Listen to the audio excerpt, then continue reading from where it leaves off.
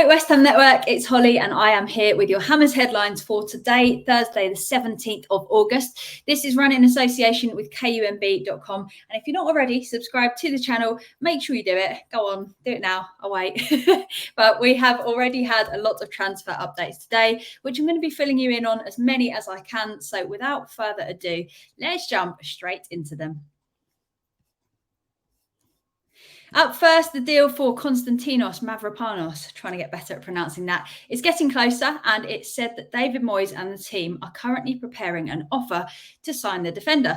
If we meet the German club's request of 20 million euros, it is thought that nothing is going to get in the way of the 25-year-old leaving Stuttgart. In fact, Bild, the publication, have said that we have made progress in our pursuit and that the Greece international has already agreed a deal with us. This is also a deal that Moyes and Steiten are both keen to make happen. So we should also have everything aligned on our side, which is another stumbling block sorted, hopefully. Other clubs have been interested in the centre-back, and they include Juventus, AC Milan and Inter Milan. However, none of those were able to put together an offer that actually convinced him. And there are many reasons that this player has been in demand this window, including the fact that he has 2.52 interceptions per 90, which is actually very good. It puts him in the 99th percentile of players, as well as being in the 95th percentile for aerial duels won and in the 91st percentile for progressive carries. So basically, a tall, strong centre-back that is calm under pressure. This could definitely be a good addition to our team, considering we are going to lose Aged to AFCON mid-season. And as we know, Zuma is a little bit injury prone.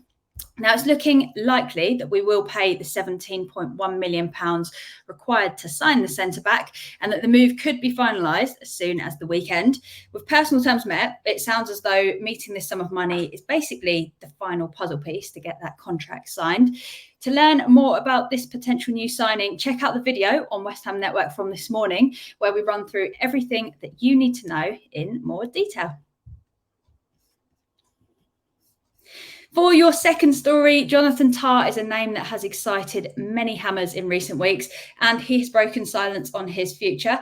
He told Kicker, "The fact is, as of now, I am here, and that's my full focus. But I have said the whole time that anything can happen, but doesn't have to, as long as the transfer window is open." Now, that, as you can tell, is the generic vague statement that you see from most players before they leave somewhere.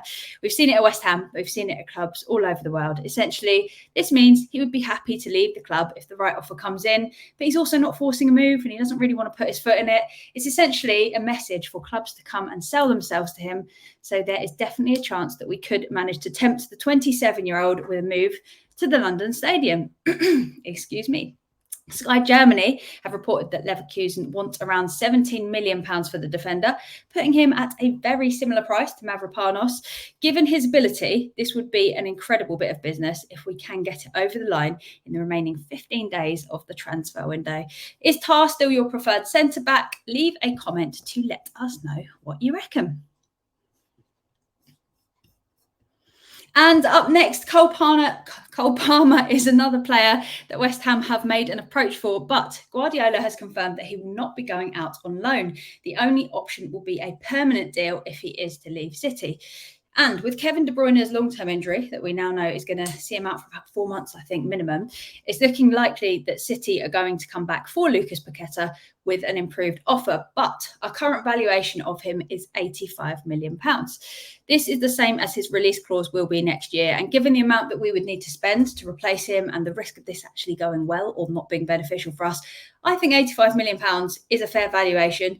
We've seen how expensive players are at the moment, but I think that's also the least that we should accept if we've got no way to convince Paqueta to stay. The Telegraph are reporting that Paqueta has already apparently agreed personal terms with City on a 6-year contract, as well as saying that West Ham fear that the Brazilian international wants to force through the move and that we are making contingency plans should he leave before the end of the month. Obviously, good to hear that we're getting contingency plans in place. Not good to hear that he wants to force through the move.